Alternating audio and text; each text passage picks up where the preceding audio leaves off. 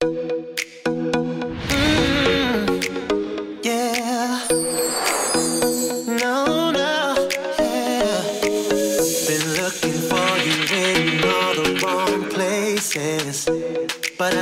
이게 다 바뀌었어. 뭐 세트도 너무 좋아지고 이 100회 넘어가더니 준서가 뭐가 다 바뀌었네. 멀어졌어요 우리 이제. 아 그래. 아니 그래서 오늘 우리를 다 모아놓고 왜 호스트가 안 나오는 거야? 안 왔으면 좋겠다. 야 정말 오늘의 뉴 호스트 우리 소개 한번 해봐야 됩니다. 나와주세요. 아 이게 누굽니까? 이게 누굽니까? 나오세요. 궁금했어 설렜어 낯설어서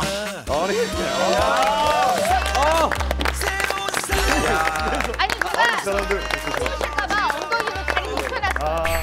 만남 새로운 만남 너무 설레어서 미치겠어요. You face you face you face you face. 제가 여기 풍문으로 들었쇼는 얘기를 많이 들었지만 도도쇼? 풍문으로 들었쇼 처음으로 뵙는 분도 있고 네. 다들 이렇게 멋져 보이시고 세트도 또 바뀌고 예, 특히나 우리 박하나 씨 정말 함께하게 돼서 너무 반갑습니다. 잘 부탁드립니다. 네. 어쨌든 인사를 좀 우리끼리 하자고요. 이게 세트도 우리가 여기가 펜트하우스예요. 네, 돈 많이 들였습니다.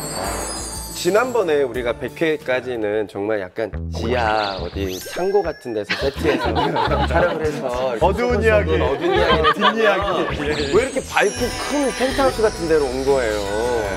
분위기가 확 바뀌었습니다. 그러니까 펜트하우스가 시야가 넓잖아요. 네네. 밝게 다 보이잖아요. 네. 이게 요즘 정말 인적 네트워크라 그래가지고 여러분들 들어보셨어요? 사실은 뭐 각종 미디어부터 뭐 소식통이 많지만 이 사람이 다양한 각계각층의 사람들이 이야기를 전하고 또 세상 이야기를 나눠보는 그런 자리를 만들자 그런 의미에서 펜트하우스로 세트를 정했대요. 그렇죠? 네, 그리고 펜트하우스는 멤버십 가입까지 할 수 있는 아무나 들어올 수 없는 공간이잖아요. 그래서 또 이곳에서 어떠한 얘기들을 들을 수 있을지 제가 너무 기대가 됩니다. 그렇습니다. 좀 잘 나가는 그런 모임이 네. 각계각층에서 한 자리씩 하는 분들이 이렇게 모인 것 같아요. 왠지 네. 모임 이름을 정해야 할 것 같은 그런 느낌인데요. 어떻게 하나회 어떻습니까?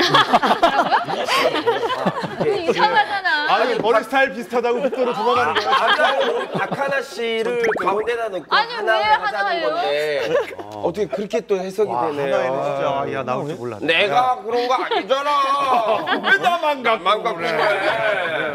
어쨌든 우리 난리가 나요. 잠깐 이 프로그램 시작하기 전에 각자 이런 자랑 좀 한번 하죠. 왜냐면 서로가 서로를 잘 몰라요. 어느 정도의 레벨이고. 실제로 근데 유소영 씨는 풍문에서 한번 다룬 적도 있잖아요. 네. 네, 그때 이미 한번 등장하셨던 걸로 기억하는데. 네.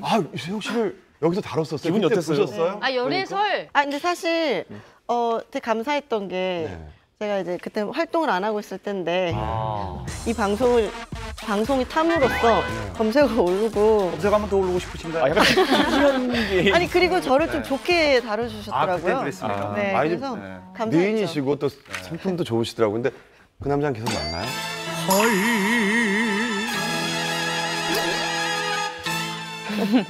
예, 알겠습니다. 당분간 친해지기 어렵겠네요. 예. 우리 슬리피 씨. 네. 뭐 래퍼신데 잘할 만하신. 저는 래퍼 최초로 예. 예능 신인상을 받았어요. 래퍼 때 음악상은 하나도 없었고. 아니 근데 쇼미더 나가가지고 점이 예선 탈락. 예능상을 탔는데 래퍼가 가수 신인상 쇼미더머니 나가서. 예선 탈락. 자, 저 개인적으로 저하고 친한 손원수 씨가 맞아요. 엄청 닮았어요. 친근합니다. 예. 손원수 씨가 예전에 토목 개그 같대요. TV에 나오면 제가 나왔다고 친구들이 막 열폭. 아니 그 손원수 씨하고 논쟁이 있습니다. 헌수 씨가 저희한테 맨날 슬림푸드에 내가 낫지 않냐, 잘생겼다고 그러고 또 만나니까 아까 내가 낫다고 그럴 때 누가 도대체 잘생긴 거? 제가 뭐 시청자들도 궁금하지 않고 개찐 도찐으로 결론냈죠.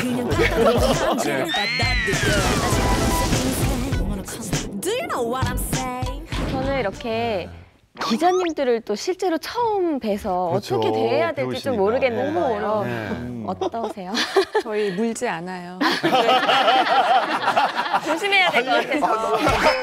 너무 무서운데. 아 근데 기자라 하면 사실은 연예인들은 친한 기자 한두 명을 만들어 놓거나 아니면 아예 안 만들어 놓거나 이래야 된다는 속설이 있거든요. 네. 네. 언론계에서는 굉장히 지독한 기자로 통하고 그래요? 아, 진짜요? 연예부 기자로는 굉장히 유례를 찾아보기 어렵게 이달의 기자상도 당연히 받았고 저희를 팔아먹었나요? 어떻게? 서태지 이재하 씨. 우리가 자주 다뤘던. 그래서 근데 저는 사실 풍문쇼가 그동안에 막 도마에도 많이 오르고 기사도 많이 나잖아요. 근데 MC가 박수홍 씨라고 하시길래 마음 되게 편합니다. 저 요즘 독해졌어요. 엄마 속삭이고 나서 국민 욕 빠지고 댓글이 전반적으로 너만 행복하냐 뭐 이런. 예. 아 우리 현경 씨도 사실 작가세요. 베스트셀러 작가시고 또 지금 팟캐스트도 또 진행하고 계시고 어떠세요? 이렇게 좀 변화가 된 프로에 대해서. 저는 이제 이거 개편하기 전에 즐겨보던 프로인데 바뀐다고 하니까 좀 새로운 분위기를 만드는 데는 좀 제가 도움이 될 수 있지 않을까 하는 마음으로 온 거죠. 예. 네. 우리 지금 하시는 일이 기자신 거예요? 아니면 네, 뭐 사실 뭐 보통 에디터라고 많이 이야기하고요. 그리고 이제 패션 에디터가 있고 피처 에디터가 있는데 약간 대중문화나 일반적으로 사람들이 먹고 놀고 마시는 것들을 다루는 그런 분야가 피처 에디터라 그래요. 잡지 안에 거의 일반적으로 그냥 의식주와 그냥 낙에 관련된 모든 것들을 다루는 분야라고 보시면 될 것 같아요. 한량이군요. 아유, 이 생긴 것도 조선시대 딱 나는 한량 맨 처음에 강타인 줄 알았잖아. 잘생겼어. 자, 그러면 우리 개 기자. 네네. 개 기자는 뭐 자랑하실 거 없어요? 저 같은 경우는 이제 한 15년 정도 연예계 생활을 했지 않습니까? 네네. 15년 동안 음지보다는 양지, 음지 왔다 갔다 하면서 많은 그 연예인들의 그 치부라고 해야 될까요? 네네. 그게 기자가 아니에요. 네. 알고도 있습니다. 개그맨으로 오래 하셨잖아요. 네네. 개그맨을 하셨을 때 좀 이슈가 되셨던 건 없으세요? 저요? 야, 우리 박선아 씨가 한 방에 보내는데요. 그러니까 개그맨 활동 때 우리가 기억할 만한 무슨 유행어라든가. 하나 씨가 큰 실수하셨네요. 잭슨왕 있잖아요. 잭슨왕으로 팔았어요? 잭슨왕은 굉장히 유명했고요. 저 2010년도에 최우수 코미디상도 받았던 실수하셨어요.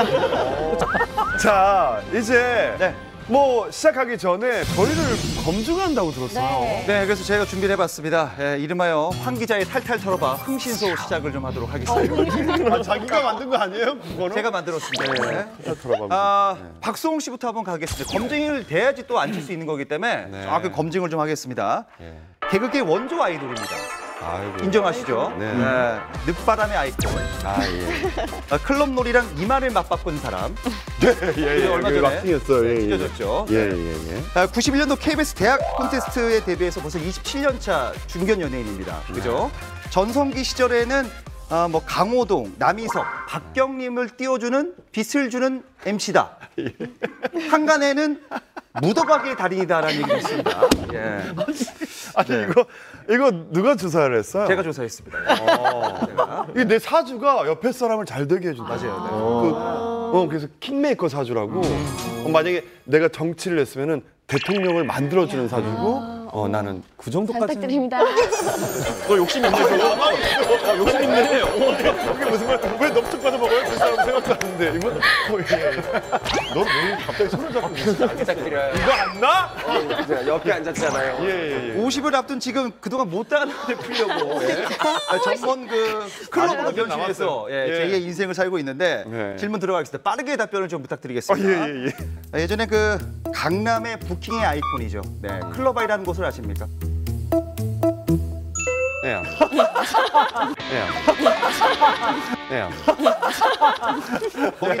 이게 이 프로가 진짜 이건 제 개인 조사. 이런 것까지 얘기를 해요. 제 개인 조사.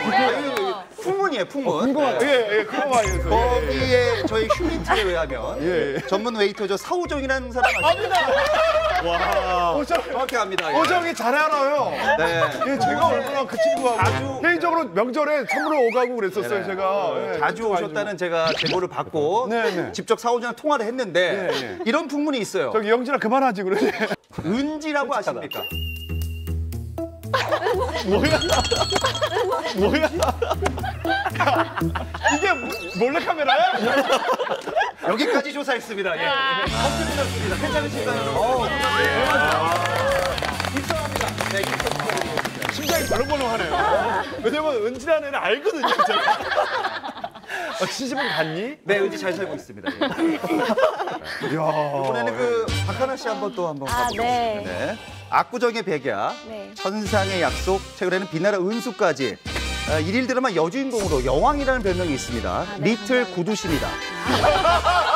리틀 박정식이다라는 얘기가 너무 있습니다. 영광이네요, 저는. 원하는 아, 존경하시는 네. 분들이죠? 아, 네. 네네. 오래 하시네. 여기서 질문을 좀 드리겠습니다. 원래 사실은 유명한 기획사 아이돌 그룹 출신이라는 거 맞습니까? 얘기해 주시죠. 진짜? 아, 연습생 생활을 좀 제가 했어요.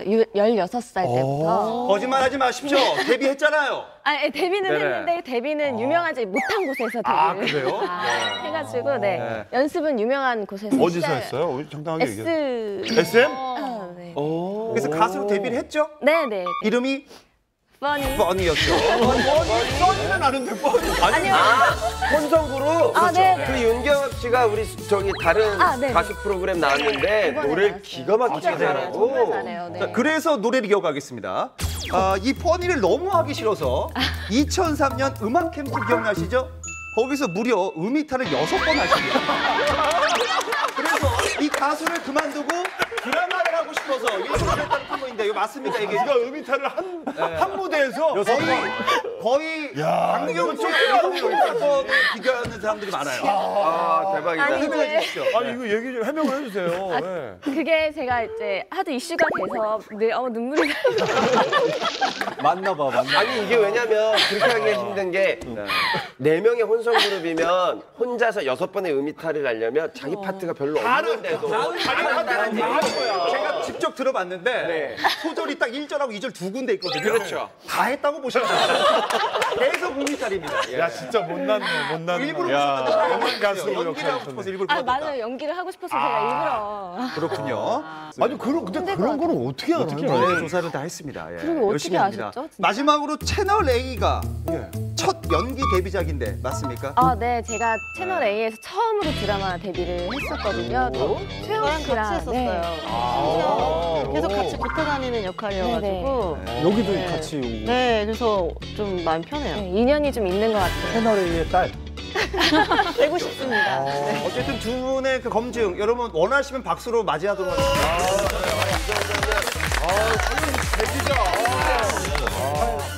정말 우리 프로 재밌는데요? 우리가 딴 사람 얘기하지 말고 여기 있는 사람들 얘기해서 똑같이 연예계에서 우리 퇴행시키면서 이 프로그램을 좀 부각을 시키자고요.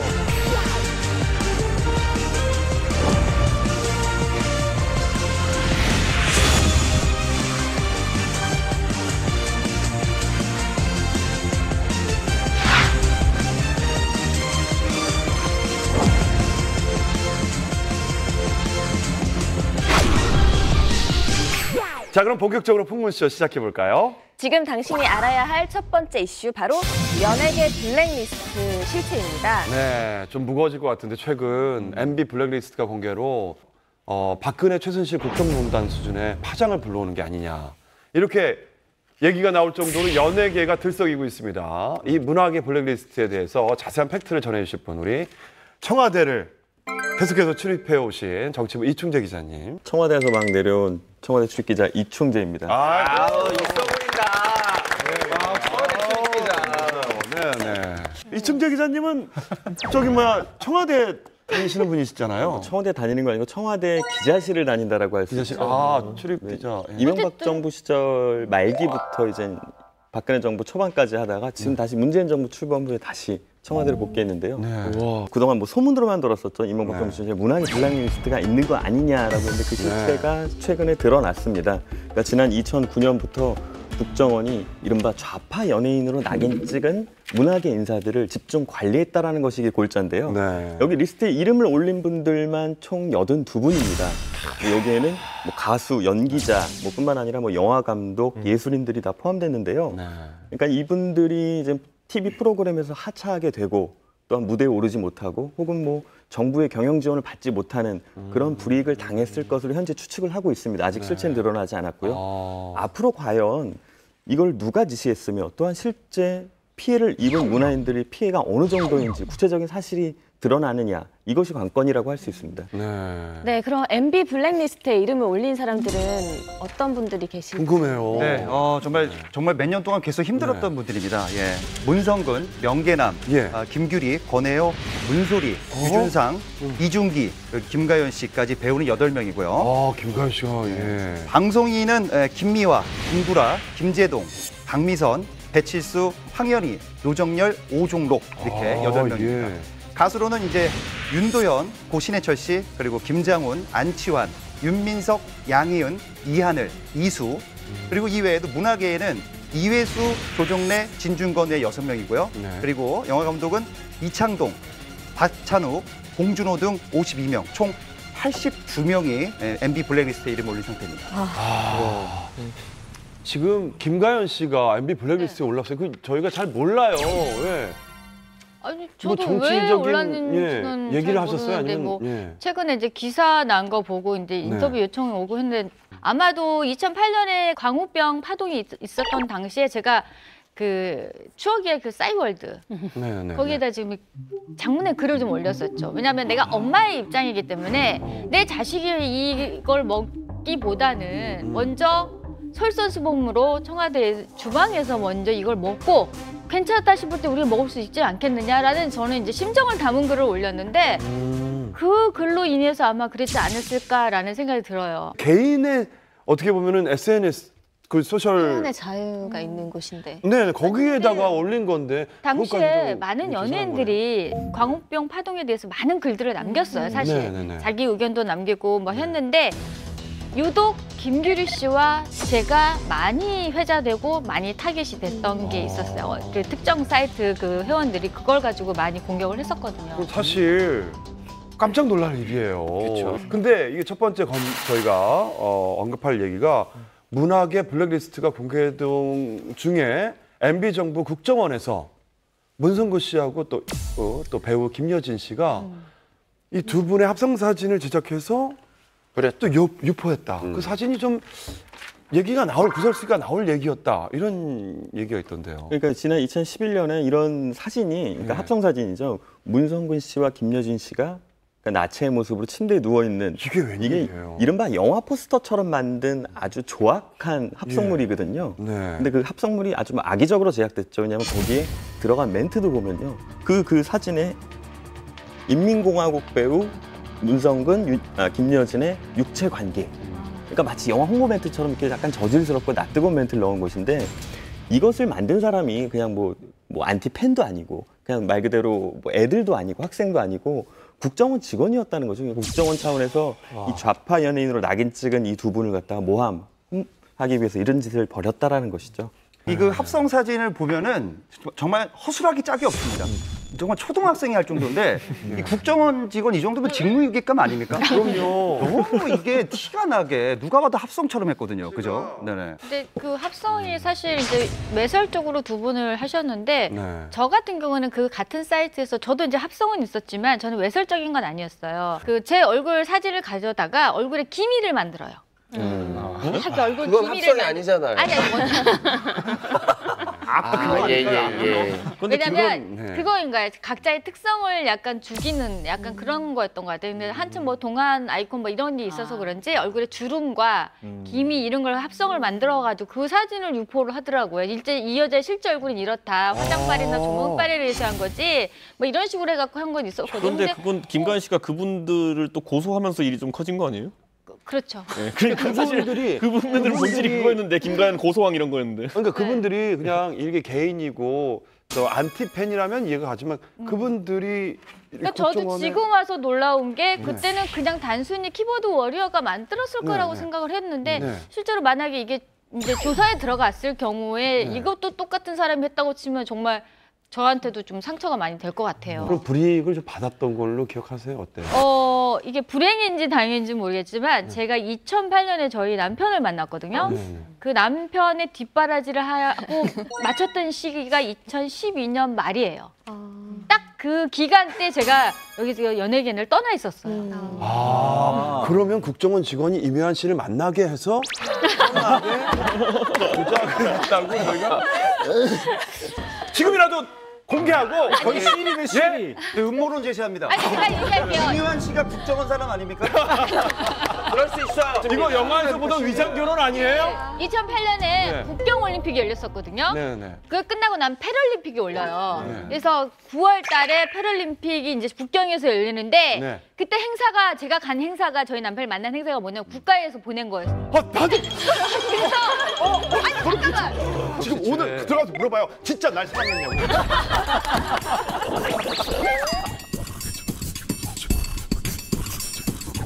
자, 그렇다면 말이죠. 우리 뭐 다른 분들의 얘기도 좀 들어보고 싶어요. 여러분들은 유세영 씨의 네. 이 블랙리스트 얘기 들으시니까 어떠세요? 예. 만약에 내가 올라갔다면. 예.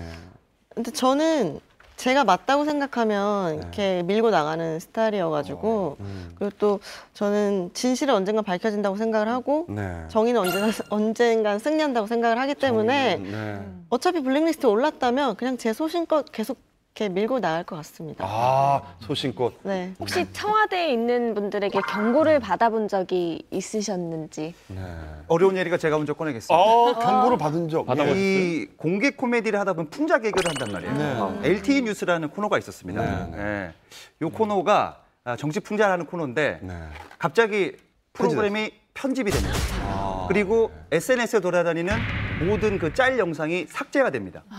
그때 그 내용이 뭐였냐면은 박근혜 전 대통령의 해외 순방에 대한 얘기를 담았는데 삭제가 되면서 제가 좀 더 조사해 보니까 청와대 쪽에 어떤 분이 방송국에 전화해서 이거를 좀 편집을 좀 했으면 좋겠다라고 얘기해서 편집이 되고 나서 원래 PD님이 그랬거든요. 풍자는 강하게 해야 된다. 마음껏 해라. 사람들 구현하게. 그 전화를 받고 난 뒤에는 한 번 칭찬했으니까 한 번은 또 씹어대고 또 칭찬하고 이렇게 가자. 왔다 갔다 하면서. 야, 그런 것까지 그렇게 좀 질문을 합리화를 받았어. 시키더라고요. 예. 근데 여기서 아마 시사를 가장 많이 다루는 건 저이기 그렇죠, 때문에 이제 저는 네. 제가 이제 기억나는 게 2013년, 14년 이렇게 해서 박근혜 정부 출범하고 나서 전화 무지 받았어요. 전화 무지 받았던 게 매일 이제 전 매일매일 시사 방송에 나가다 보니까 뭐 하나 했는데 속된 말로 사실관계 조금 자기가 생각하는 거 틀린 게 있다 그러면은 전화가 와서 이거 제대로 알고 얘기하는 거냐 이렇게 얘기하면서 좀 무서운 말들을 많이 어디서 했죠. 전화를 받으셨어요? 청와대에 있는 행정관들이죠. 예, 직접 전화를 받았다. 예, 직접 전화를 받기 때문에 아마 이거는 지금 이제 연예인들이 듣는 거랑 시사 패널이 듣는 거랑은 차원이 다를 거예요. 그러니까 이건 뭐 이미 기사화 된 거니까 말하지만은 그때 다들 좀 기억날 수 있겠지만 정윤회 사건이라는 게 있었을 때 그때 제가 발언을 했는데 그분에서 청와대에서 굉장히 불쾌하게 생각해가지고 제가 채널A에 매일매일 나간 뉴스 프로도 있었는데 하차했어요 제가. 그래서 제가 예전에 그 이태원의 그 클럽에서 국정원 직원하고 같이 술을 마신 적이 있어요. 그래요? 그럼 아니에요. 국정원 직원 아니죠? 네. 왜냐면 전형적인 사기꾼이에요. 그러면. 아니, 절대 얘기 안 해요. 아, 그래요? 네. 지금은 국정원이 국내 정보 취득에 개입 못하게 이제 바뀌었지만은 과거에는 이제 그 각 지역마다 그 지역을 담당하는 국정원 직원들이 있었어요. 그 사람들 같은 경우에는 우리 경찰서도 가면 경찰서에 정보과 형사들이 따로 있잖아요. 그런 것처럼 그 지역 담당자 같은 경우에는 이렇게 스스로 공개해서 이렇게 이야기를 하지만은 나머지 요원들이 그렇게 하면 바깥 못하는 거죠, 그 사람. 아니 근데 또 요걸 제가 반론하자면 국정원이라고 밝힌 사람도 있습니다. 김재동 씨의 전담 국정원은 자기가 당신의 팬이다. 그래서 어쩔 수 없이 전담으로 맡았다. 이렇게 하면서 같이 술도 먹고 같이 얘기도 하고 그랬다고요. 얘기도 하면서 근데 약간 그 겁도 줬었잖아요. 그리고 문자를 국정원에 보내야 되는데 그거를 김대동 씨에게 보내갖고 김대동 씨 만났습니다. 이거를 김대동 씨에 보냈다고요. 저도 이제 이태원에 가게를 하다 보면 야, 뭐 여러분들이 오셔가지고 이렇게 이야기를 하다 보면 이분은 가만히 있는데 이 옆에 분들이 명함 좀 드려 뭐 이렇게 합니다. 그래서 명함을 받으면 전혀 다른 명함이에요. 무슨 다른 회사 명함처럼 자기들도 이렇게 회사라고 얘기를 할 때도 있고 이런데 뒤에서 이렇게 살짝 얘기를 들어보면 저 친구가 국정원 직원이고 지금 여기 이태원에 한번 어떤 분위기인지 한번 보러 나온 사람이다라고 얘기를 넌지시 던지는 경우도 있어요. 원래 그래서 국정원 요원들이 많이 쓰는 명함이 출판사 명함 아니면 이제 무역회사 명함 많이 맞아, 써요. 무역회사. 그래요. 아, 이런 거 사전 지식 알고 있어야 될 것 같아요. 왜냐면 국정원 사칭해가지고 또 사기 할 수도 있잖아요. 그러니까 이렇게 많아요. 국정원 이런 명함은 안 가지고 다니고요. 다른 회사 번호를 국정원 명함도 있긴 있거든요. 있어요. 그 명함 받아보면 특징이 뭐냐면 전화번호도 없고 아무것도 없어요. 이름만 적혀 있어요. 아, 그래요. 네. 저도 예전에 그 SNL이라는 프로그램에 이렇게 박근혜 전 대통령. 네, 전 대통령 이렇게 흉내내는 분이 계셨잖아요. 네. 그분이 많이 하셨는데 청와대에서 연락이 와서 하지 말라고 이렇게 금지를 내리셔서 그 방송을 그다음부터 안 하게 됐다고. 정성호 네, 그 얘기를 직접 들어가지고 무섭다. 저는 사실 블랙리스트에 제가 오르지 않았을까 걱정을 했었어요. 왜냐하면 이제 블랙리스트 보면은 연예인분, 방송인분들도 많지만 사실 작가분들이 되게 많아요. 그래서 이제 저도 다른 분들처럼 이제 저의 작품 자체는 제가 뭐 사회적인 그런 내용이 없어요. 저는 개인 심리를 주로 이제 주제로 쓰는 편인데 박근혜 대통령의 성격을 분석해 달라는 요청이 되게 많았어요. 저도 물론 분석을 당연히 했죠. 재밌으니까 했는데. 사실 박근혜 블랙리스트는 1만 명 가까이 돼요. 저는 그 유명한 작가분들과는 달리 진짜 오래 불이익을 쉴 수 있는 그런 입장이기 때문에 그걸 못했는데 정말 거짓말처럼 갑자기 탄핵이 됐잖아요. 그러니까 탄핵이 그 용인 되자마자 제가 그 내용을 방송으로 올렸어요. 그러면서 다행이다 싶으면서도 사실 자괴감도 들었죠. 82명이라고만 밝혀졌지만 실제로는 이게 뭐 훨씬 더 늘어날 수도 있는 김연경 것이고요. 씨도 들어갈 수 있고 다 들어갈 수 있는 가능성이 있는 거죠, 아직까지는. 네, 물론입니다. 그리고 지금 현재 이명박 정부에서 블랙리스트를 밝혀낸 그 장본인 자체가 국정원에서 만들고 국정원에서 밝혀낸 거예요. 그러니까 지금 정권이 바뀌면서 문재인 정부의 국정원에서 적폐청산 TF를 만들어서 과거 우리가 했던 일들을 다시 재조사해보자 해서 밝혀낸 것이 바로 이겁니다. 네, 이런 블랙리스트가 이제 되게 오래전부터 얘기가 되어 왔잖아요. 그러니까 영화를 만드는 또 제작자들의 입장에서는 이걸로 인해 내가 어떤 작품을 만들었는데 블랙리스트에 올라서 앞으로 활동 못하게 되면 어쩌나라는 고민도 되게 많이 하게 될 수밖에 없는 거예요. 그래서 그 단적인 예를 들어서 변호인이라는 영화를 했을 때 원래 투자 배급사가 정말 정해지지 않는 거예요. 한 번 다른 데 갔다가 다시 또 여기는 안 되겠어 한다고 다 했다가 안 되겠어요 라고 또 딴 데 옮기고 하다가 새로운 신생의 제작사가 해서 대박을 쳤죠. 근데 그때 다들 그랬어요. 아, 저 회사 괜찮을까? 저 영화에도 괜찮을까? 그리고 또 아마 기억을 해보시면요. 웬만한 영화들은 다 추석이나 이런 특집 때 다 보여줘요. 그런데 변호인이라는 영화는 아마 보신 적이 아무도 없을 거예요. 그런 게 영향을 미친 것 같아요. 그래서 이제 정권이 바뀌고 나서 이 판권을 또 다른 데서 구입을 했더라고요. 이제 곧 아마 나오지 않을까 싶어요. 그러니까 먼 얘기가 아니에요. 이런 블랙리스트나 무슨 그 영화계도 우리가 실제로 볼 수 있는 거에도 이게 못 보게 어떤 안 보이는 손이 있는 거네요. 그 사실 블랙리스트 공개되고 나서 많은 분들 중에 내가 여기 올라야 되는데 안 오른 분도 있고 올라서 정말 깜짝 놀랐다 하는 분도 있어요. 왜냐면 이승환 씨 같은 경우에는 내가 왜 안 올라왔냐 이런 얘기도 하셨다면서요. 오른 분들 중에서 좀 얘기를 좀 들으셨어요? 억울했던 사람은 한 명 있습니다. 황현희 씨인데 황현희 씨 개그맨이요? 황현희 씨는 내가 여기 왜 들었나 이런 반응이에요. 보면은 그동안에 그 코너를 보면 넘버원이나 뭐 불편한 진실, 뭐 소비자 고발 이런 그 풍자객을 했지만 이게 MB 정권의 뭐 항의하고 그런 코너가 아니거든요. 황현희 씨 같은 경우는 정말 시대에 맞게 잘 살아간 스타일입니다. 맞춰간 스타일이에요. 맞춰서 적응하면서. 맞아요. 그래서 제가 조사를 해보니까 왜 그런가 보니까 MB 정부의 반대편 성향을 가진 한 유명한 잡지에 홍보 모델이 됐다는 이유 하나만으로 이런 불이익을 당했다. 실제로 우리가 보면 이게 참 모호한 지점이 많아요. 그러니까 특정 연예인의 사례를 들여다보면은 그래 내가 한 3년 놀았던 거는 블랙리스트 때문이야라고 얘기할 수 있겠지만은 또 뒤에서 보고 있으면 방송 많이 하셨으니까 좀 쉰 거 아니에요? 이렇게 얘기할 수 있는 부분도 있어요. 그러니까 가장 이렇게 좀 특정해서 얘기하자면은 지난 MB 정권 이전에 보면 그럼 노무현 정부 때는 또 누구가 블랙리스트를 주장했었냐면은 심연섭 씨가 주장했었어요. 그러니까 심연섭 씨가 한동안 방송 많이 나오다 한 번을 쉬었잖아요. 근데 박수홍 씨는 어떻게 생각하세요? 심연섭 씨가 뭐 개인적인 공격은 아니고 실제로 있었어요. 심연섭 씨가 활동을 쉬었거든요. 저도 의아해하는데 그게 그 영향일 거라고는 생각 안 합니다. 저는 잘 모르니까. 그러니까요. 저는 잘 모르니까. 근데 그게 뭐 때가 돼가지고 이제 잠정적으로 일을 쉬었다는 게 아니라 저는 무슨 말씀을 하시는지 알겠는데. 그러니까 우리가 쉽게 말할 수는 없지만은 그러니까 왜냐면 모호하잖아요. 워낙 그게. 근데 모호한 게 아니라 그 개인한테는 그게 굉장히 크게 다가오죠. 그러니까 받아들이는 사람은 그것 때문이라고 특정할 수 있지만은 우리가 봤을 땐 그냥 큰 틀에서 방송하던 사람이 쉴 수도 있는 거고 뭐 이렇게 갈 수도 있는 거고 한데 예를 들어 82명 명단에 있다는 분들도 우리가 살펴보면은 이분들 중에 그렇다고 또 쉰 분들은 또 많지는 않아요, 보면은. 제가 예전에 그래서 송강호 씨한테 물어본 적이 있었어요. 이제 블랙리스트의 명단 중에 한 명이었잖아요. 근데 그 얘기를 들었는데 딱히 근데 송강호 씨 그동안 활동한 거 보면 정말 쭉 계속 변함없이 했거든요. 근데 본인은 또 체감하지 못했으나 듣기는 또 그렇게 듣고 그런 연예인들도 분명히 있는 것 같아요. 네. 이게 그러니까 저는 그렇게 생각해요. 블랙리스트가 이거 지금 계속 악습이잖아요, 이게. 정권이 바뀌고 개인의 신념을 갖고 있을 수 있는 민주주의인데 연예계든 문화계든 뭐 그게 뭐 정치계든 계속해서 정권이 바뀔 때마다 계속 되오고 있다는 건 이거는 고치자는 의미에서 지금 이 자리를 얘기하는 건데도 불구하고 걱정이 되네요, 사실은. 소녀시대가 지난 정부 때 뭐 홍보대사 이런 자격으로 여러 번 왔어요. 근데 여사와 같이 하는 행사가 있었는데 여사께서는 뭐 상대적으로 키가 작죠. 근데 소녀시대가 상당히 호평을 받았던 이유가 자신의 비율을 포기하고 아주 낮은 단어를 신고 온 거예요. 그랬더니 야 잘한다. 그러니까 이게 뭐냐면 영부인의 키에 맞춘 거죠. 그렇죠. 심기경호를 한 거죠. 내려다보면 안 되고. 대통령 관련 행사 중에 가장 큰 행사가 대통령 취임식이잖아요. 그치. 근데 취임식에 박근혜 전 대통령 취임식 행사에 싸이 씨가 나왔더라고요. 근데 강남 스타일 부르고 챔피언 부르는데 전 사실 되게 기대했어요. 챔피언 가사 중에 이런 부분이 있어요. 우리는 제도권 킬러. 싸이 씨가 그걸 어떻게 불렀냐면 우리는 킬러. 그러니까 띄고 불렀어요. 그러니까 이런 사소한 하나까지도 조심하게 만드는 것이죠. 그러면 PD님 죄송한데 아까 제가 우리 모임을 하나라고 한 거 아니 이렇게 겁을 내기 시작하면 큰일 나요. 홍석천 씨가 없어지고 나서 우리가 겁을 내도 좋아.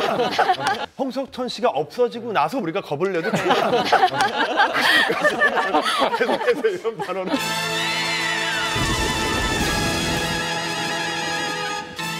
노무현 정부 때도 그 행사를 갔었고 그 다음 정권 때도 행사를 했었는데 제가 느낀 건 뭐냐면 저는 일개 연예인이에요. 네. 제가 생각하는 개인적인 판단을 해서 투표권을 행사해서 뭐 그분들 내가 된 분도 있고 안 된 분도 있지만 이런 행사에 참여했다는 걸로 지금 이런 방송에서 얘기했다는 걸로 이런 게 또 한 번 색안경을 끼고 보는 그런 우리가 서로를 음해하고 막 오해가 오해를 불러일으키고 이런 사회가 되면 안 될 것 같아요. 그런 경우가 많죠. 그러니까 본인들이 지지하는 어떤 정당, 본인들이 지지하는 어떤 정치인이 정권이 뭐 바뀌어서 실세가 됐을 때 무조건 다 100% 다 지지할 수는 없는 거예요. 그들의 정책이나 그들의 어떤 지금 펼치고 있는 새로운 것들이 나하고 안 맞을 수가 있으면 거기에 대해서 거기에 대해서 비판도 할 수 있고 이야기도 할 수 있는데 그걸 가지고 어떤 피해를 주거나 뭐 공권력의 어떤 파워를 뭐 행사하거나 이런 것들이 사실은 굉장히 큰 문제인 것 같고 저는 이번 문재인 대통령 정말 사랑합니다. 그리고 다음 대통령 누가 돼도 사랑합니다. 늘 친정권이에요. 저는 지금 아까 이제 자기의 의견을 이렇게 적극적으로 얘기한다고 말씀하시길래 딱 떠오르는 배우가 정우성 씨였어요. 정우성 씨 한참 영화 홍보했을 때 그 당시에 그 박근혜 전 대통령의 이슈가 되게 많았잖아요. 본인이 블랙리스트라는 거에 대해서 굉장히 분노하셨어요. 맞아요. 급기야 무대 인사 가서 박근혜 나와라고 소리 지르는 장면이 그게 정말 동영상으로 많이 돌았거든요. 박근혜 앞으로 나와! 박근혜 앞으로 나와! 그 이후에 물어봤었어요. 왜 그랬냐. 근데 정말 하고 싶었대요.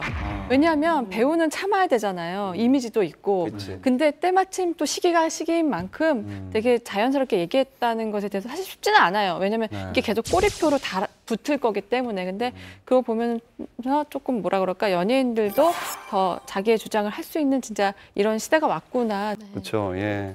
블랙리스트에 관련된 분 가운데 하나로 지목되는 권력자, 그러니까 정치인을 한 분 뵀는데 이 권력놀이, 그러니까 블랙리스트를 만들어서 실제로 이 리스트에 올렸던 이 사람이 TV에서 빠지고 그다음 누구는 나오고 이 모습을 보면 카타르시스를 느낀대요. 되게 변태 같죠. 근데 이게 실제로는 그걸 하고 나면은 이게 국정운영 방향이랑 뭐 아무것도 관계 없지만은 하고 나면 기분이 좋은 거예요. 그냥 그리고 권력을 행사했다는 거 자체가 권력자가 즐거워하시더라. 젠가 이 얘기를 만드는 거예요. 성숙된 인간이 되기 위해서는 정말 그 다름을 인정하고 좀 더 정말 우리가 열린 마음으로 바라봐야 될 것 같아요. 이 정권에서는 블랙리스트나 화이트리스트나 이런 것들이 존재 안 해야죠. 그렇죠. 예.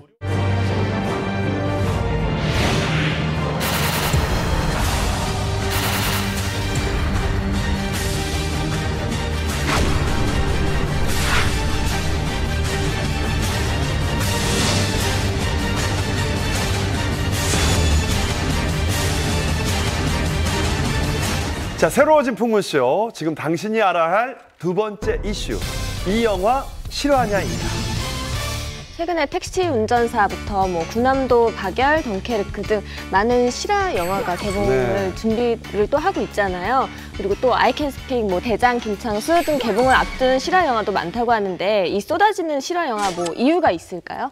예, 아무래도 이제 실화 영화는 이제 우리가 익히 알고 있었던 것을 다시 이제 스크린으로 보는 거잖아요. 네. 눈으로 보는 그 인상이 되게 강렬하잖아요. 그런 것도 있고요.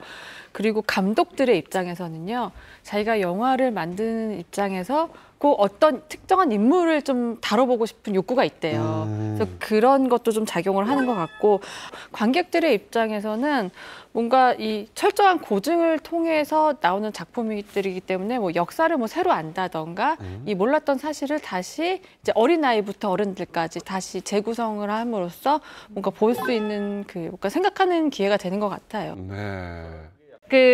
이게 역사물일 경우에만 사람들이 관심을 두는 건 아니에요. 왜냐면 실제적으로 일반 사회에서 일어나는 많은 일들이 어떻게 보면 이게 드라마나 영화에서 작가의 상상에서 나온 게 아닐까 싶을 정도로 정말 경악스러운 일이라든가 놀라운 일들이 있다는 거에서 사람들이 깜짝 놀라며 더 몰입을 하게 되는 거예요. 그런데 이제 여기서 이게 재밌으면서도 이제 그 창작자의 입장에서 역사가 참 매력적인 이유는 뭐냐면은 은근히 그 치즈에 구멍 난 것처럼 구멍이 많아요, 역사 속에. 그러니까 우리가 수많은 예를 들어 임진왜란을 다루는 영화나 드라마를 봤지만은 실제 난중일기 이런 거 보면 되게 허무해요, 보면은. 뭐 어제 홍석천이라는 병사가 도망갔다. 그래서 잡아서 곤장 2대 때렸다. 이게 다예요. 왜 또 나만 갖고 그래? 이걸 갖고 하루치 내용을 만들어야 되고 이런 식으로 구멍을 메꾸다 보니까 그 안에 들어갈 수 있는 게 작가의 아니면 또 상상의 여지가 창작자의 상상력인 거고 그게 하나의 장점인과 동시에 또 반대쪽에서 공격의 요소가 되는 거죠. 네가 메꾼 거 아니냐. 그러니까 이거는 허구 아니냐. 이렇게 공격의 대상이 되기 때문에 항상 논란이 대상이 되는 거죠. 나오고. 그래서 제가 만약 정말 실화 영화, 국내 실화 영화는 얼마나 있었는지 제가 한번 조사해봤습니다. 국내 첫 실화 영화부터 최근까지 쭉 읊어드리겠습니다. 아, 진짜 조사 많이 하네요. 네. 국내 최초 1000만 영화 뭔지 아십니까? 1000만 영화? 실미도 684 부대를 실미도. 그게 최초의 영화고요. 그 이후로 계속 쏟아져 나옵니다. 연쇄살인범 유영철 이야기를 다룬 추격자가 있었고요. 2004년 아테네 올림픽 여자 핸드볼 대표팀 우생순, 청각장애학교 성폭력 사고를 다룬 도가니도 이건 정말 충격이었어요. 81년 불임 사건을 다룬 영화죠. 변호인. 최근에 밀정, 그리고 인천 상륙작전, 덕혜옹주, 군함도, 박열까지 정말 역사 영화가 굉장히 많습니다. 최근이 많네요. 예. 아, 저는 최근에 본 실화 영화 덩케르크도 좀 봤어요. 그리고 택시 운전사도 보고 느낀 점이 참 많았습니다. 사실은 택시 운전사를 보면서 그때는 저는 어려서 몰랐거든요. 그 사건이 정말. 근데 그때 봤던 뉴스나 그런 것들은 생각이 나죠. 맞아.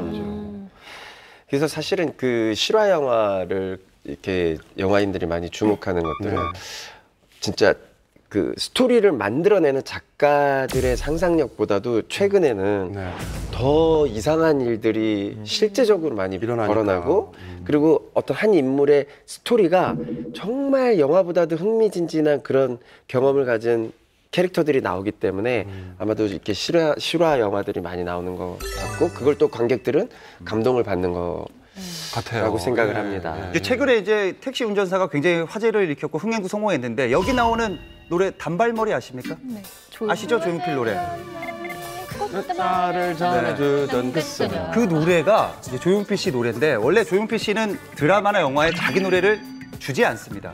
준 적이 거의 없어요. 근데 조용필 씨가 주연 배우와 시나리오를 읽자마자 쓰라고 그랬던 사연이 있어요. 그래요. 아니 송강호 씨도 사실은 어떻게 보면 변호인 이후에 택시 운전사를 하면서 어떤 그런 쪽에 자리매김을 더 하는 것 같아요. 1000만 관객을 모으면서. 근데 이제 송강호 씨는 그렇게 얘기했어요. 내가 꼭 특정한 성향이 있어서 작품을 하지 않는다. 이렇게 작품이 좋고 또 그전과의 캐릭터가 다르면 한다. 근데 묘하게도 이렇게 겹쳤다. 근데 특히나 이 영화 같은 경우에는 본인도 이제 잘 어렴풋이 기억은 나지 않지만 너무 이게 아픈 거라는 것을 알아서 내가 과연 이걸 어떻게 표현할까라는 고민을 했대요. 그리고 송강호 씨 영화 포스터가 환하게 웃으면 웃을수록 영화가 슬프다는 또 얘기가 있어요. 네, 근데 이 택시 운전사 보면 정말 환하게 웃고 있잖아요. 근데 그걸 영화를 하면서도 본인도 힘들었던 거예요. 그렇지만 좀 잘 표현해내고 싶었다. 그래서 처음에 송강호 씨는 원래 영화를 선택할 때 빨리 대답하는 걸로 유명해요. 시나리오 제가 들어오면 한번 쑥 읽고 아, 네, 이거 할게요 말게요로 정말 빠른 시간에 답해주는데 이거는 본인이 약간 좀 부담이 갔던 거예요. 내가 과연 이 시대의 아픔을 얼마만큼 또 그릴 수 있을까. 그 고민을 했었지 그 영화의 뭐 성향 때문에 고민을 하진 않았다고 하더라고요. 이 송강호 씨 포스터 얘기가 좀 있는데 환하게 웃잖아요. 근데 원래 그게 포스터를 찍으려고 했던 사진이 아니에요. 그냥 촬영 도중에 송강호 씨가 뭐를 보고 그냥 웃는 얼굴을 그 사진 기자가 잽싸게 찍어갖고 이걸 보고 감독이 아 이거 좋겠다고 해서 낸 게 바로 그 포스터. 아, 그 기자님이 보고 계실 텐데 잽싸게 얼른 성급하게. 근데 사실 여러분들은 어떨지 모르겠지만 그 사실은 이게 프로그램이 자기하고 궁합이 있어서 직관적으로 제목만 듣고도 나하고 잘 맞겠다. 그래서 잘 되는 프로가 있고 신중하게 뭐라 그러죠? 뭐라 그래? 장고가 악수가 되는 경우가 있어요. 예. 그 박수홍 씨는 그래서 풍문쇼 섭외 들어왔을 때 바로 출연료 거기까지. 예. 아니, 내용은 필요 없고 내용은 필요 없고. 전 제 혼자 살다 보니까 되게 제가 요즘은 얍삽하네요. 적금을 들어요. 간병 그걸 가지고 그래가지고 선생님 이거 아마 기사 날 것 같아요. 왜요? 박수홍 출연료 모으는 이유는 간병. 근데 저는 이제 다른 작품들도 많이 있잖아요. 5.18을 다룬 영화가. 근데 대중적으로 막 이렇게 폭발적인 인기를 얻은 영화는 극히 드문데 특히 택시 운전사는 1,200만이 봤다라는 거는 그 특별한 이유가 있을 것 같아요. 사실 저 같은 경우는 제가 이제 94년에 처음 데뷔를 해서 방송 생활 굉장히 오랫동안 했는데 방송 안에서 내가 5.18에 대한 얘기를 하는 거 이 자리가 처음이에요. 굳이 사람들이 묻지도 않았고 나 자신도 얘기할 이유가 없었던 게 믿질 않으니까. 그들이 보지 않았다는 게 굉장히 중요한 거예요. 근데 저희 집이 그 당시에 광주 법원 후문 쪽에 위치했어요. 후문 바로 앞에 있었고, 그러니까 법원이 있으면 이쪽이 정문이고요. 이쪽이 후문이 있으면 저희 집이 이제 이쪽에 있었는데 바로 앞에 있었어요. 근데 제가 이제 기억하기는 그 당시에 저희 아버지가 택시 운전사 약간 그 느낌하고 같이 전주에 출장을 가셨어요. 근데 길이 막혀서 못 들어오신 거예요. 그래서 엄마와 저 남동생 이렇게 셋만 지내는 상황에 5.18이 갑자기 터진 거예요. 계엄령을 선포했으니 다 막았죠. 그렇죠. 근데 저희 아버지가 담양 출신이세요. 그러다 보니까 담양을 경유해서 들어오는 광주 들어올 수 있는 산길을 다 알고 계셨거든요. 근데 모든 길을 다 정말 막았대요. 산길까지? 영화에서도 그 내용이 나오잖아요. 네, 그리고 무등산 뒷길부터 시작해서 아무도 통과를 할 수 없을 만큼 정말 철저하게 통제를 했다고 하시더라고요. 그래서 엄마가 어린 두 남매를 데리고 이제 계셨는데 당시에 제가 이제 기억나는 건 그거예요. 첫 번째는 동생이 굉장히 아팠어요. 근데 근처에 있는 소아과를 가야 되는데 그냥 가지 못하는 거예요. 그래서 동생을 포대기에 업고 제 손을 잡고 벽을 타는 거예요. 벽을 붙어서 최대한 거리에 나가지 않게. 거기에 붙어서 총알을 맞을 수 있으니까. 그렇죠. 그래서 그렇게 갔던 그러니까 이렇게 벽을 대서 제 이렇게 기억이 아직도 이동했다는 그게 거죠? 있었고 두 번째는 제가 저희 집이 2층 집이었는데 엄마가 밖에 못 나가게 하니까 2층에서 동생이랑 놀았거든요. 나 하늘에 이렇게 헬리콥터가 지나가는데 이렇게 쳐다봤을 거 아니에요. 근데 눈이 너무 매운 거예요. 그래서 집에 들어가서 엄마 하늘에서 고춧가루가 떨어져 막 해서 저는 어린 마음에 막 멍석 풀어서 고춧가루 받는다고 했는데 그게 체류가스였던 거예요. 그러니까 밖으로 나오지 못하게 체류가스를 계속 뿌려댔어요. 하늘에서? 네, 밖에 사람들이 못 돌아다니게. 그리고 저희 엄마가 이제 시집 올 때 모카솜 입을 당시에는 그걸 하셨는데 영화상에서도 그 창문을 가렸잖아요. 모카솜이 총알이 이렇게 회전하면서 뚫기 힘들대요. 그러다 보니까 그거를 창문과 방문에 2개씩 이렇게 해놓고 항상 주무시고 아침에는 거두시고 그렇게 했던 기억이 나고 저희 집에 전쟁터 같게. 네, 골목이 있는데 이렇게 아침에 나왔는데 이렇게 담장에 보면 이렇게 구멍이 빵빵빵빵 나 있는 걸 제가 아직도 기억해요. 네, 그거 있었고 그러니까 이거는 좀 굉장히 마음 아픈 장면인데 제가 기억에 잊을 수 없는 장면이고 가끔 내가 악몽을 꿀 때 나오는 장면이기도 해요. 근데 이렇게 법원 앞에 그 정문 쪽에 굉장히 큰 광장이 있었어요.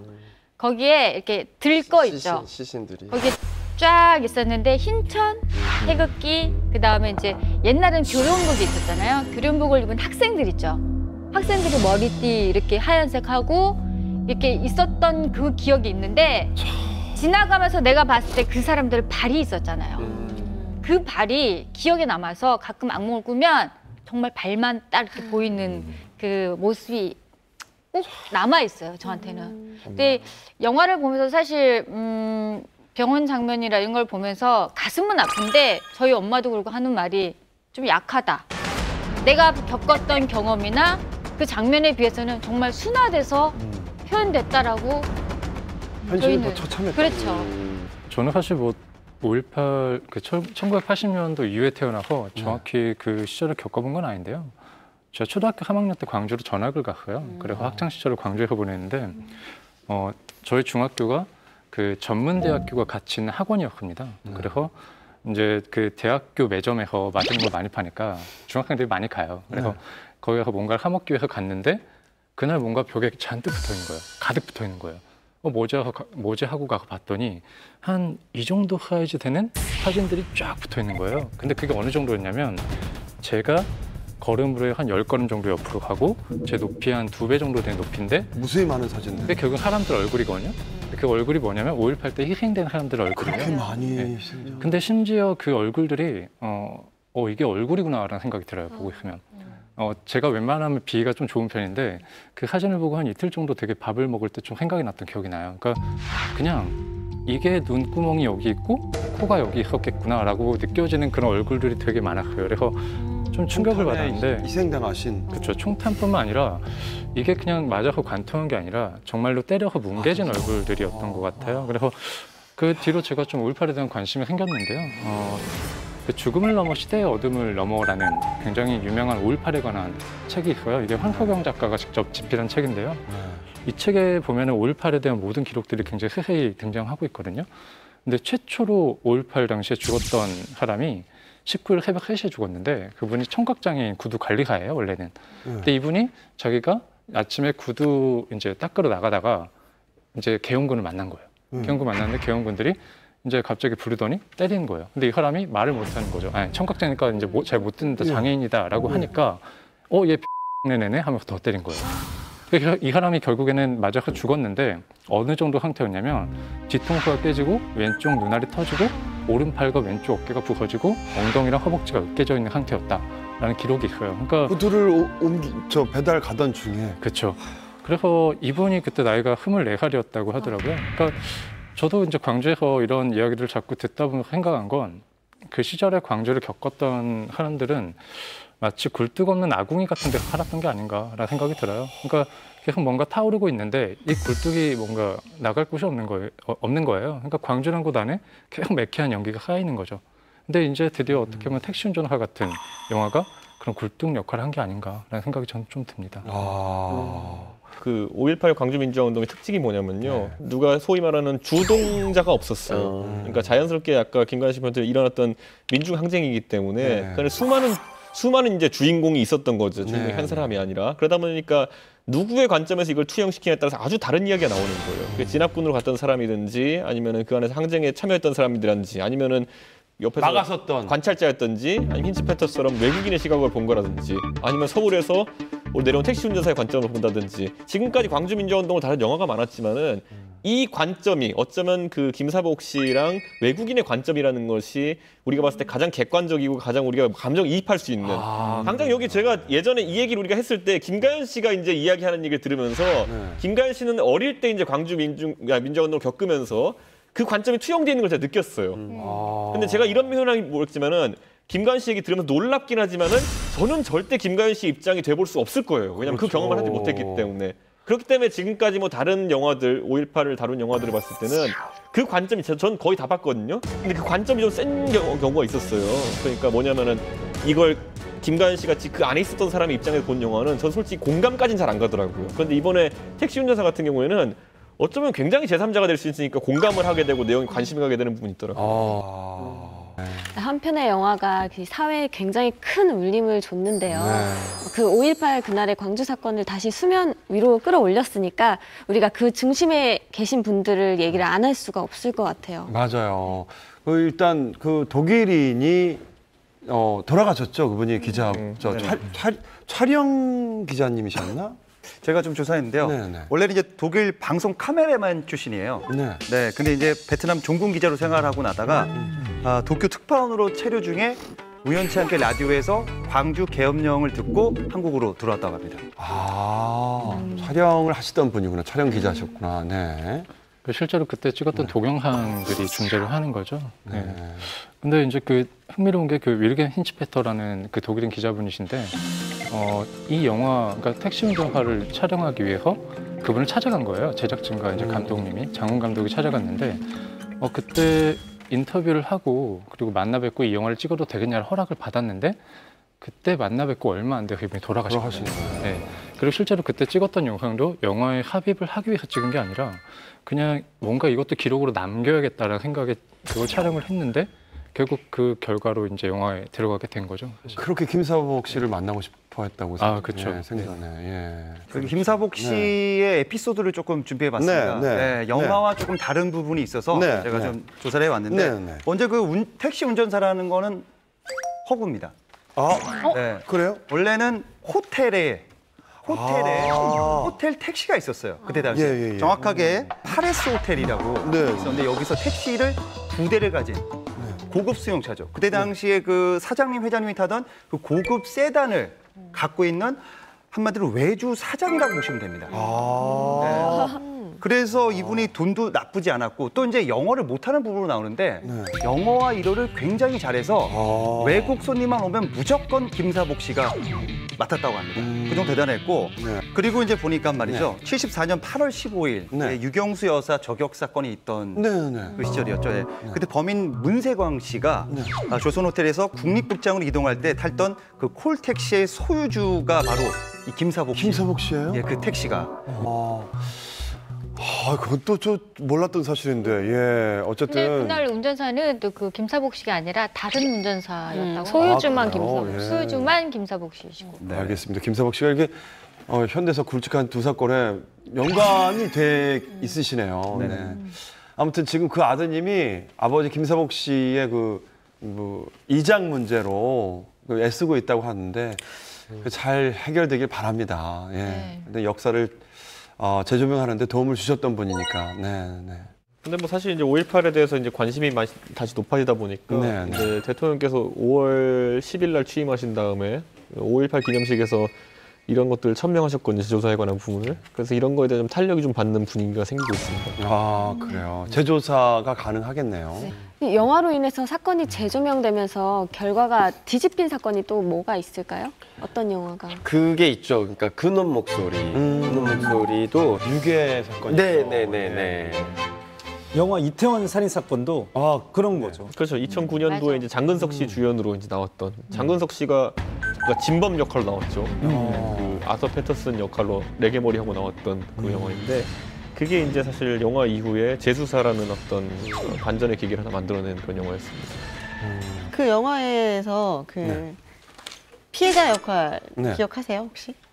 기억이 잘 안 나는데 조준필 씨 역할은 누구였나요? 네, 맞아요. 조준필 씨 역할. 네, 그 역할이 송중기 씨. 그 당시에 굉장히 신인 역할, 신인 연기자였는데 그 역할을 맡았다고 합니다. 근데 그때 저는 전혀 송중기 씨라는 생각 못했던 게 근데 그때 그냥 대학생 패션으로 나왔잖아요.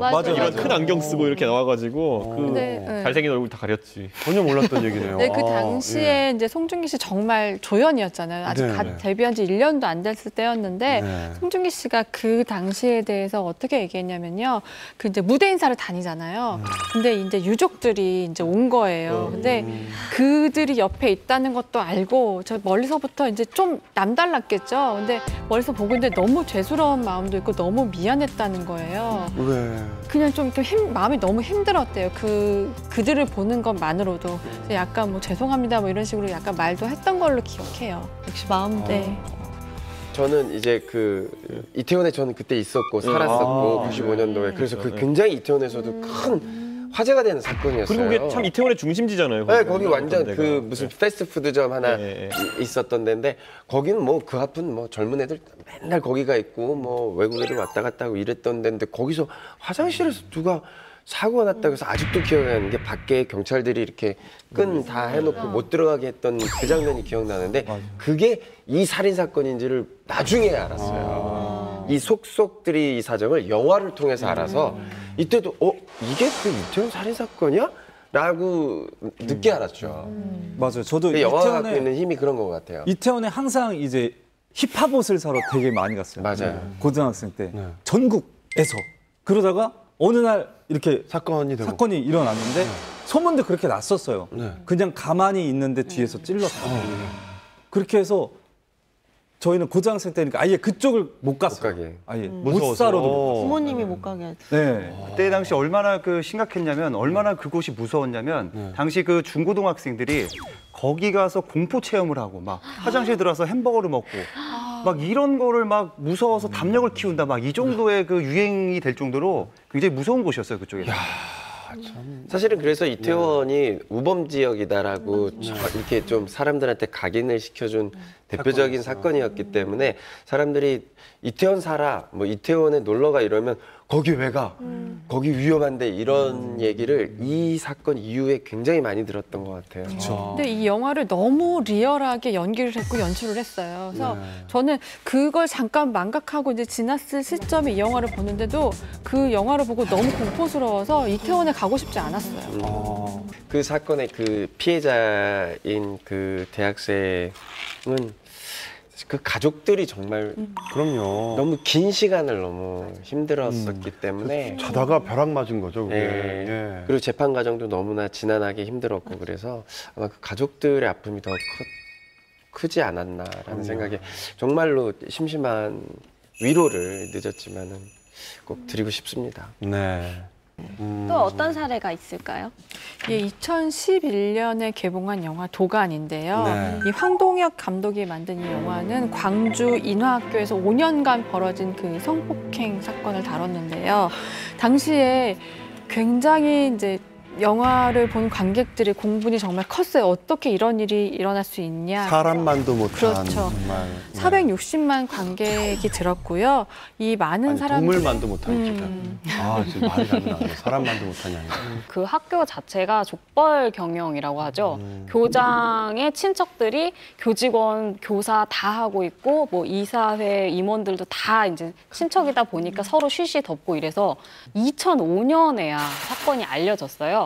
이게 그 당시에는 나름 시끄럽기는 했지만 결국에는 이제 기소된 사람이 5명이 있었는데 1명은 무죄로 나오고 2명은 집행유예, 실형 받지 않고 2명도 그냥 몇 개월, 한 1년도 아니게 이렇게 형을 받고 그렇게 됐어요. 그래서 이제 국민적인 분노를 사게 돼서 뭐 이렇게 다큐 프로그램에도 나오고 그리고 이게 이제 2009년에 도간이라는 제목 자체는 공지영 씨가 이 소재를 두고 소설을 썼어요. 이제 고발하기 위해서 이제 너무 분노하신 거죠. 그 사건을 알고. 그래서 소설을 썼어요. 근데 사실 공지영 씨 정말 스타 작가시고 그 책 자체도 베스트셀러에 올랐어요. 그럼에도 불구하고 사실 별로 화제가 되지 않고 묻혀버릴 뻔했는데 2년 후에 이게 영화화가 된 거예요. 영화화가 되고 나서 정말 이제 전국적으로 사람들이 그 사건을 다 알게 되고 관심을 가지고 결국에는 재수사에다가 이제 법 개정까지 갔으니까 예, 정말 영화의 힘이 너무 대단하다고밖에 볼 수가 없어요. 예. 저는 아직 기억 남는 게 이제 그 공유 씨가 군대에 있을 때 이 책을 아마 접했나 봐요. 근데 너무 이제 또 본인이 느낀 게 있어서 작가분하고 해서 영화를 제작하겠다 했는데 많은 분들이 이렇게 투자에도 좀 어려움이 있었고 영화 소재 자체가 좀 어둡고 대중적이지 않기 때문에 주저주저했고 또 주인공인 남자 주인공 역할도 누가 하겠다는 사람이 없어서 공유 씨가 본인이 군대에서 제대하자마자 이제 내가 한번 해보고 또 투자도 본인 스스로가 또 많은 도움을 준 걸로 알고 있고요. 그 영화를 다 찍고 나서 저희 가게에 이렇게 몇몇 배우들이랑 공유 씨가 왔었어요. 와서 이제 그 도가니에 대해서 주변에 있는 사람들, 동료들한테 도가니 사건에 대해서 계속 이야기하는 그 열정적인 모습을 보면서 영화를 이런 영화를 하나 찍었구나라고 생각을 하고 저도 도가니를 봤는데 굉장히 충격적이었어요. 가끔씩 어떤 영화를 찍고 나면 배우가 변한다는 생각이 들기도 하거든요. 예. 그 아까 처음에 약간 언급된 영화긴 한데 그 I Can Speak라는 영화가 개봉을 해요. 그 영화가 위안부를 소재로 둔 영화예요. 근데 실제로 그 영화의 분위기를 보면 이게 이 위안부를 다루는 영화가 맞나? 라는 생각이 들거든요. 또 얼마 전에 그 이재훈 씨를 만나서 인터뷰를 잠깐 했었는데요. 그 이재훈 씨 같은 경우도 그 올해 초에 박열이라는 영화에 출연했었잖아요. 그리고 이재훈 씨요? 네, 이재훈 씨. 그래서 I Can Speak에 출연했는데 흥미롭게도 그 두 영화가 그 일제 강점기랑 연관이 있는 영화인 거예요. 근데 물론 배우가 뭔가 의도해서 그 영화를 따라간 건 아니겠지만 결국 그 두 영화를 관통하고 나니까 사회를 보는 시선이 달라졌다는 얘기를 하더라고요. 그리고 앞으로 자신이 어떤 식으로 영화를 선택하게 될지에 대해서도 좀 고민하게 됐다라는 얘기를 하는데 그런 면에서는 아마 공유 씨도 도가니를 관통하면서 아마 다른 배우가 되지 않았을까라는 생각이 들어요. 그러네요. 네. 자, 굵직한 시대물부터 가슴 따뜻한 휴먼 드라마까지 당장 이번 주만 해도 개봉을 앞둔 실화 영화들이 기다리고 있는데요.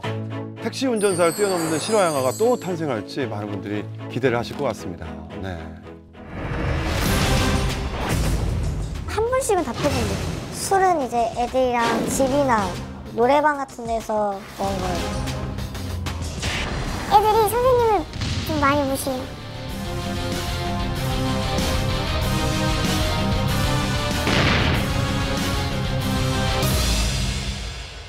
자, 당신이 알아야 할 세 번째 이슈는 바로 10대 괜찮아요입니다. 네. 우리 사회부 기자님이시죠? 장경진 기자님 나오셨어요. 주제도 주제인 만큼 10대 아들을 키우고 있는 기자 장경진입니다. 아이고. 그런데 요즘 10대는 우리하고 좀 다른 것 같아요. 예. 안 좋은 소식도 많이 들려서 그 얘기를 좀 해볼까 하는데요, 장 기자님. 예. 얼마 전에 있었던 그 부산 그 여동생 폭행 사건 같은 경우에도요. 그 가해자들이 사실 되게 평범한 집안에서 평범하게 살던 친구였다는 거예요. 아, 그래요? 네. 근데 이 친구들이 벌인 행동을 보면은 얘들이 평범해? 라고 할 정도에 보면 그러니까 사실 저는 그 사건을 그 SNS를 통해서 먼저 봤어요. 뭐 보신 분들은 아시겠지만 처음 올라온 사진 너무 참혹했었거든요. 온몸이 피투성이고 속옷을 입고 있는 것 같은데 무릎을 꿇고 고개를 푹 숙이고 있는데 사진 전체적인 분위기로 보면은 분명히 가해자가 그 사진을 찍은 거였거든요. 그러니까 가해자가 자신이 한 행동을 자랑하기 위해서 찍어서 SNS에 올린 거였던 거죠. 이게 웬일인가요? 이제 그 사진을 본 이제 그 사람이 얘 뭐 이런 짓을 했나 싶어서 화가 난 거예요. 그래서 뭐 이제 그 가해자가 이제 대화를 하죠. 너 왜 이랬니? 심해? 응. 들어갈 것 같아? 감옥 갈 것 같아 이 말이죠. 응. 라고 하니까 그때서야 얘가 이제 당황하기 시작하는 겁니다. 이 정도로 사실 참 아이들이 이렇게 무감각해진 것도 있고요. 그만큼 아이들 내부에 들어있는 이 분노의 에너지가 심각한 거죠. 그렇기도 뛰어다녀야 하고 되는데. SNS 자체가 문제가 있기도 한 게 청소년들이 SNS를 진짜 많이 하잖아요.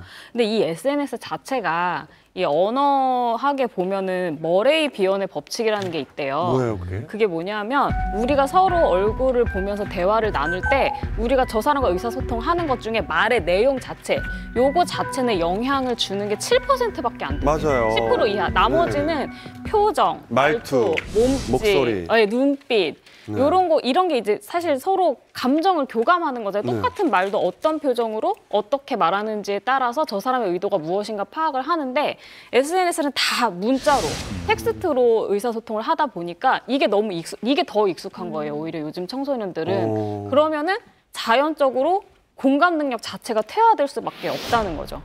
그러니까 그렇게 막 우리가 보기에는 그런 막 피투성이, 물론 모든 친구들이 그런 건 아니겠지만 그걸 보면 너무 끔찍하다 이렇게 되는데 그냥 그런 감각 자체가 둔해진 거예요. 그래서 그냥 SNS에다가 이거를 자랑할 수도 있는 걸로 너 너무 심해 하니까 심해? 그때서야 깨닫는다고 하잖아요. 이 친구들은 정말 감각이 떨어져서 잘 모르는 거죠. 그런 거에 SNS를 너무 많이 쓰는 영향도 있다고 하더라고요. 저는 참 제가 아이들의 사건들 보면서 이제 가장 많이 느꼈던 게 이성 문제 아니면 보통은 상납 갈취에서 이제 폭행 사건이 많이 나거든요. 상납 갈취. 그러니까 상납 갈취 수단도 너무 이제 정교해져가지고 제가 10년 전에 아이들이 이제 가르칠 때 봤을 때 뭐였냐면 보통 문화상품권이 매개가 됐었어요. 그러니까 문화상품권, 그러니까 아이들 엄마 입장에서 하나의 시그널로서, 그러니까 내 아이가 갈취당하고 있다는 시그널 중에 하나가 뭐냐면은 갑자기 문화상품권을 많이 사달라 그런다. 그럼 문화상품권 사달라고 하면 사주니까 엄마가 좋은데 그러니까 쓸 줄 보통 알고. 책산단지에서 사는 데는 그걸 이제 누군가 갈취하는 그런 구조가 돼 있었다면은 요즘은 그것도 아니에요. 심지어 요즘은 그냥 그 메신저상으로 송금하는 서비스 같은 것도 있기 때문에 더 간편한 그런 구조가 돼 있는데, 그게 다 제가 봤을 때는 조숙해졌다 표현할 수 있는 거고, 뭐냐면은 나이 어리다고 해가지고 못하는 게 없다는 거죠 이제. 그래서 저는 그 두 가지에 대한 결핍이 앞으로 굉장히 뭐 사회적으로 많은 문제를 좀 야기할 것이라는 생각이 들어요. 실제로 부산 그 여동생 폭행 사건 같은 경우에도 발단은 보면은 이성 문제였어요. 그러니까 이 가해자가 이제 그 남자친구가 있었던 모양이에요. 근데 그 남자친구가 피해자한테 전화를 걸었대요. 근데 전화가 왔으면 당연히 받을 거 아니에요. 그래서 전화를 받았대요. 그런데 이 가해자가 그런 거예요. 너 왜 내 남자친구 전화를 받아? 그래서 폭행을 하게 됐다는 겁니다. 근데 그 이제 폭행을 당하니까 이제 피해자가 이제 신고를 하니까 보복으로 폭행을 하면서 이번과 같이 큰 사건까지 벌어지게 된 거예요. 이제 그 부산 여중 그 폭행 사건은 2차 피해도 좀 생기고 있어요. 뭐냐면 같은 교복을 입었다는 이유만으로 지나가는 행인에게 머리를 맞거나 뺨을 맞고 삿대질을 당하고. 그건 이상한 사람들 아니에요? 그렇게 지금 그 현실이에요. 그래서 학부모가 사복으로 바꿔서 입자 이런 제안을 하기도 했대요. 굉장히 심각합니다 지금. 네. 근데 예전에 비해서 약간 집단성이란 거에 변질도 있는 것 같아요. 저희 어렸을 때는요. 그러니까 제가 80년대일 때 중학생일 때는 저희도 이제 모임을 만들잖아요. 친한 친구들끼리 뭐 뿌띠, 띠아불 이런 식으로 만들어요. 그러면 뒤에다 뿌리, 띠리 뭐 이런 식으로 해가지고 하얀색 전부 다 바지를 맞춰 입고 우리는 백바지파 뭐 이런 식으로. 물량 서클 아니에요? 야, 이게 칠공주 이런 거 아니에요? 아니, 그런 거 같아요. 칠공주. 백바지를. 하얀색 옷 입었기 때문에 우리는 백바지파 이러면서 같이 놀고 했던 그런. 제가 돈 집단- 뺏겼던 누나들이 편하게 입고 있던 아니에요, 그런 아니에요. 스타일이었어요. 그러니까 그런 식으로 집단의 모임이 네. 약간 광주의 무서운 친목의 개념이었다면 네. 지금은 아이들이 저는 어떤 게 무섭다고 생각하냐면 아까 말씀하신 대로 개별로는 평범하다 그랬잖아요. 그냥 아이를 하나씩 놓고 나면 그냥 평범한 아이예요. 근데 그 아이들이 뭉쳤을 때 맞아요. 변질이 된다는 거예요. 그 집단성이. 그러니까 쉽게 말하면 센터?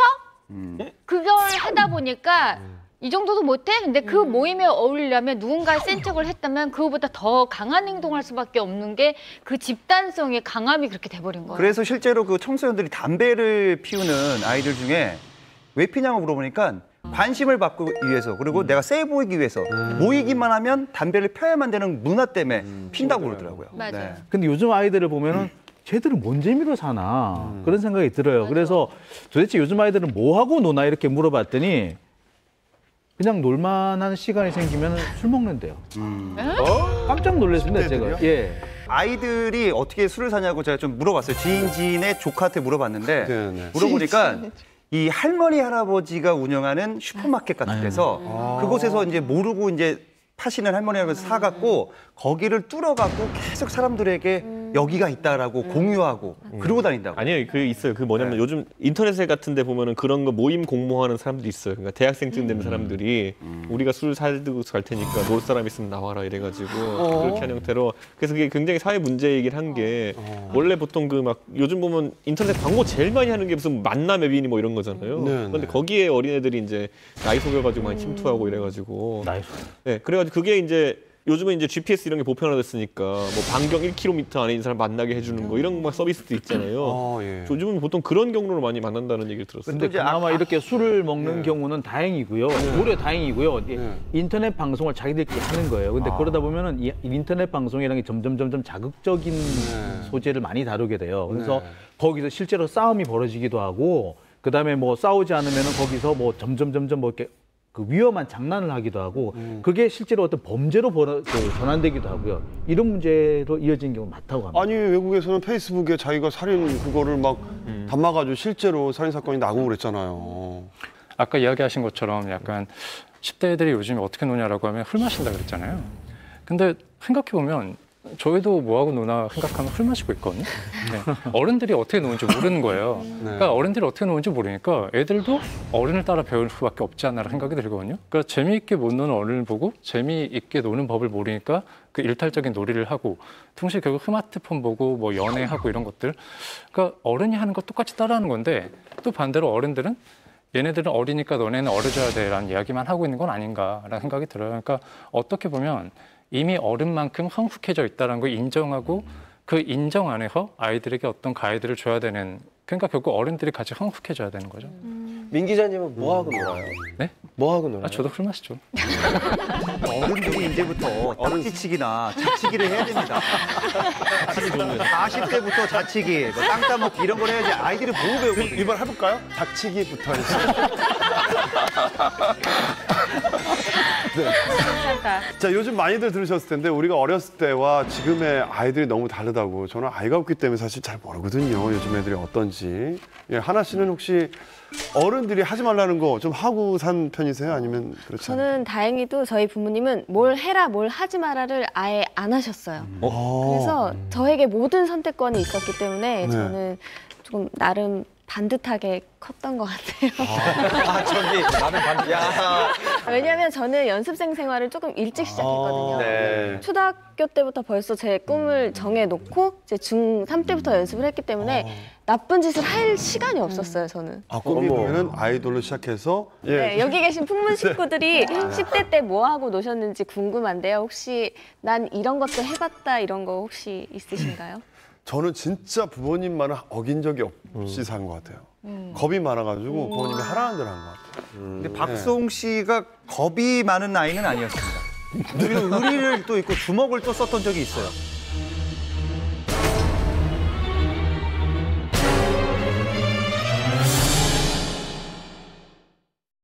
저는 진짜 부모님 말을 어긴 적이 없이 산 것 같아요. 겁이 많아가지고 부모님이 하라는 대로 한 것 같아요. 근데 박수홍 씨가 겁이 많은 아이는 아니었습니다. 그리고 의리를 또 있고 주먹을 또 썼던 적이 있어요.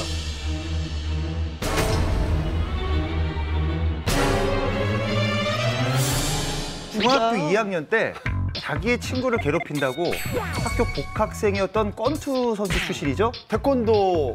그걸 어떻게 알아요? 그래서 그 복학생에게 내 친구 건드지 말라고 끝나고 남아서 나랑 싸우자고 맞죠? 그래서 싸웠는데 그때 권투 선수 그 분이 이게 장갑에 쇠가 달린 거를 끼고 싸우길래 징 박힌 걸로 맞아요. 그렇게 끼더라고요. 빼고 하라고 누군가 싸우자고 남자답게 그거 벗고 정정당당하게 이렇게 쫙 이렇게 벗더라. 그걸 보면서 약간 전진계 처음으로 때린 거자 마지막으로. 그다음부터 정말 맞아. 저희 때는 고작 했다는 게 폰팅 아닙니까? 폰팅? 그죠? 박현신 씨.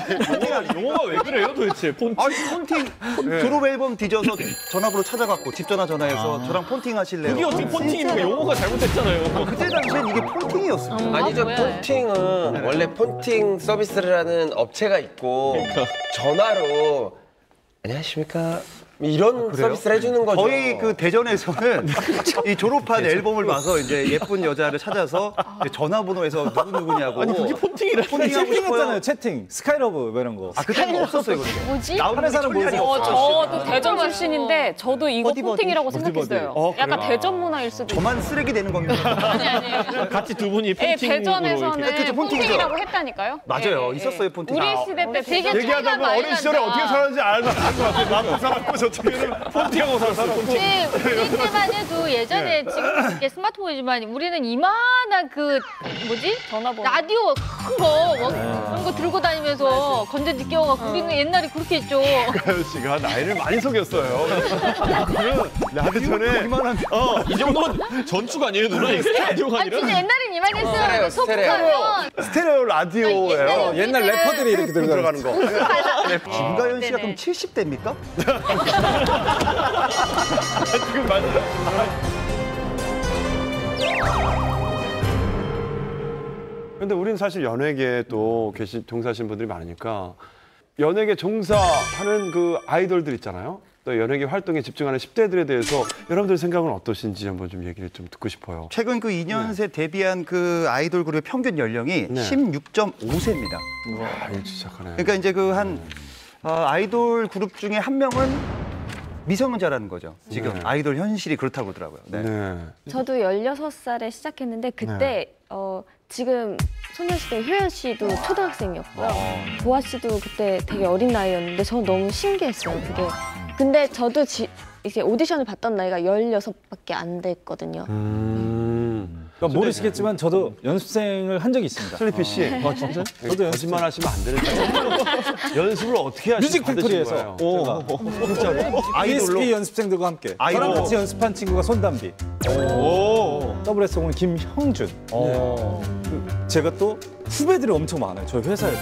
저도 어느덧 이 회사에 거의 10년째 있는데 너무 각박한 거예요. 너무 시키는 거예요. 이게. 그러니까 즐길 수가 없어요. 어떤 걸 시키든가요? 너무 스케줄이 너무 빡빡하다든지 너무 시험도 너무 타이트하게 잡는다든지 그러니까 모든 게 즐길 수가 없어요. 그러니까 요즘 아이돌들은 뭐든지 다 잘해야 되기 때문에 너무 배울 게 많은 거예요. 그러니까 하루도 모자라는 24시간이 모자라기 때문에 테스트를 해요, 계속. 네. 맞아요. 저 때만 해도 커트 시키고.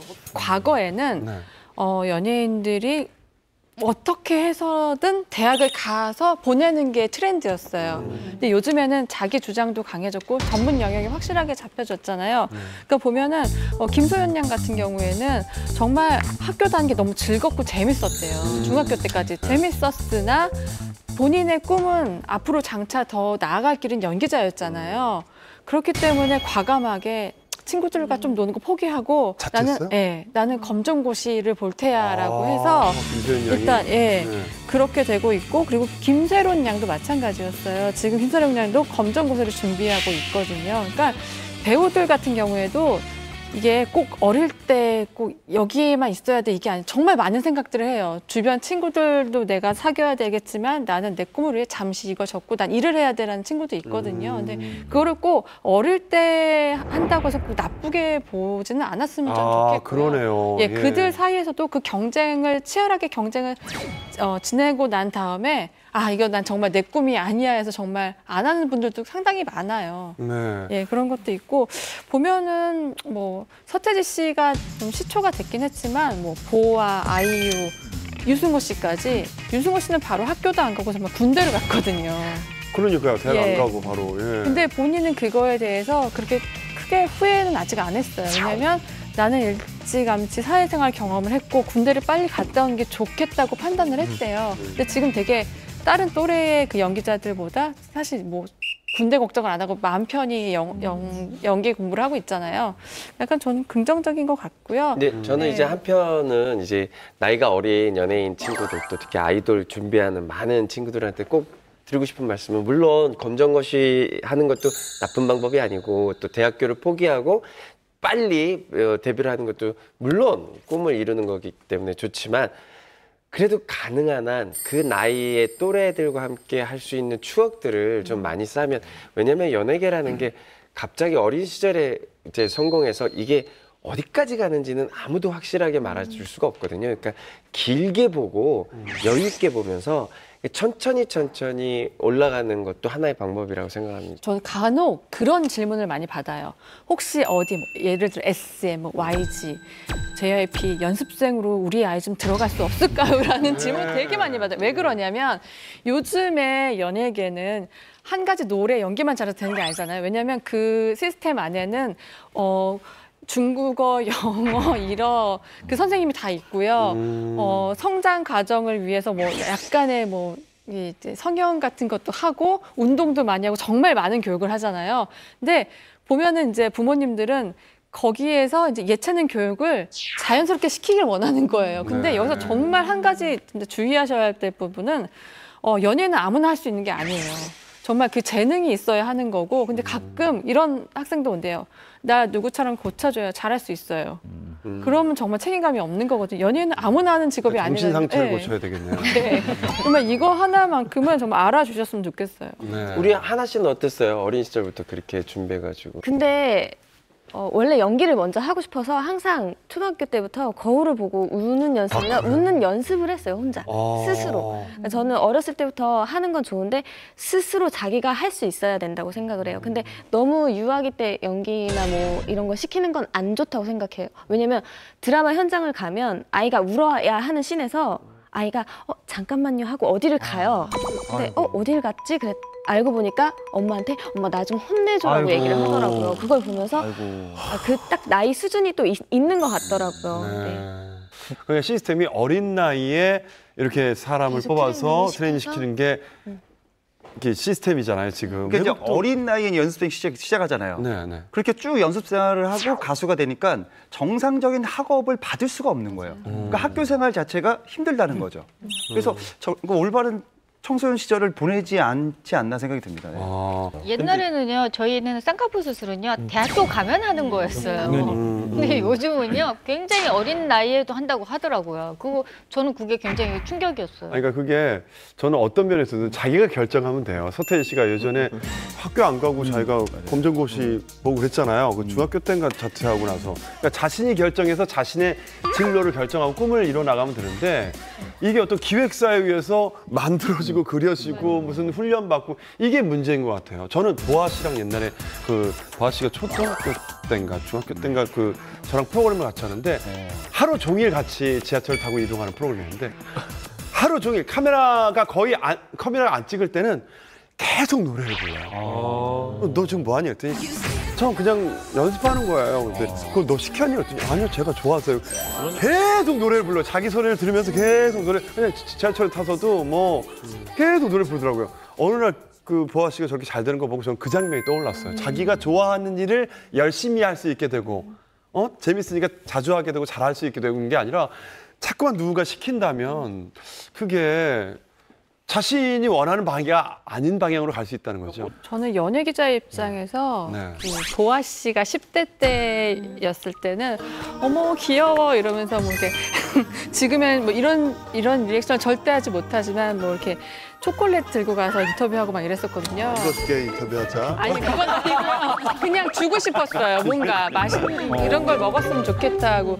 근데 지금의 이제 10대 연예인들은 또 달라요. 문화가 굉장히 달라요. 완전히 성숙했어요. 저는 되게 마음이 아팠던 건 뭐냐면 정말 어린 시절부터 연예인을 준비해요. 그래서 사진 한 장 남기지 않아요. 과거의 이런 모습을 공개하기 싫어서. 그리고 정말 더 충격이었던 거는 고등학생 연예인을 한번 인터뷰를 했었는데 너무 나이가 많아서 걱정이라는 거예요. 그러니까 아직 어린 애들이 치고 올라오고 걔들이 더 예뻐요. 동감하죠? 네, 동감. 그리고 20살, 21살 연예인들도 똑같은 반응이에요. 너무 늙어서 걱정해요. 그러면 저는 그때 이렇게 말해요. 난 네가 너무 부럽다.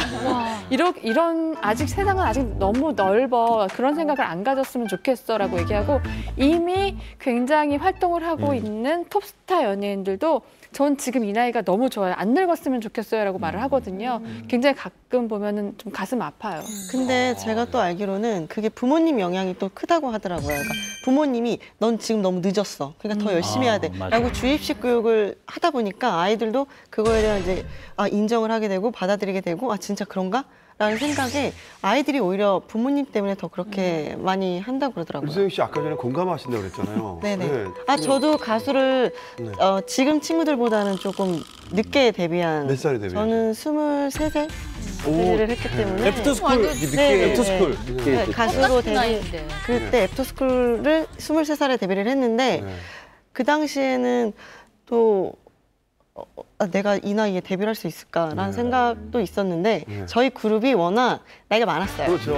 그래서 제가 어렸어요. 그 중에서는. 그래서 거기서 위안 삼고 열심히 해야지 해서 데뷔를 하게 됐는데 요즘 아이들은 더 막 초등학교 1학년 때부터 막 연습생 생활을 한다고 하더라고요. 그러니까 이게 결국에는 재능이라는 걸 통해서 재능을 발굴해서 연예인으로 만드는 것과 그 재능이 없이 그냥 기술을 무조건 이 사람이 모든 걸 연마하게 만들어서 그 안에서 출연해서 연예인을 만드는 건 굉장히 다른 거잖아요. 그럼요. 하나의 틀을 지나가야만 이 사람이 성공하는 거예요. 그러니까 굉장히 다양한 재능이 있고 다양한 가능성이 있는데 그 안에서 딱 하나의 문만 열어놓고 있는 거죠. 그러니까 당연히 통과할 수 있는 사람은 한정돼 있고 통과하지 못하면 역시나 박탈감이 드는 거예요. 근데 문제는 거길 통과하고 나서도 그 시절에 자기가 겪어야 됐던 혹은 경험해 보면 좋았을 법한 그런 것들이 사라졌다라는 또 다른 박탈감이 들 수밖에 없지 않나라는 생각이 들거든요.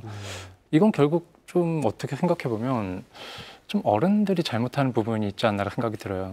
예, 어쨌든 저희가 첫 회라서 최근 가장 핫 이슈하다는 그 이슈들을 좀 다뤄봤는데요. 오늘 준비한 이야기는 여기까지입니다. 네, 다음 주에는 여러분들이 더 알고 싶어하는 재미난 주제들로 찾아뵙도록 하겠습니다. 여러분 감사합니다. 감사합니다. 수고하셨습니다.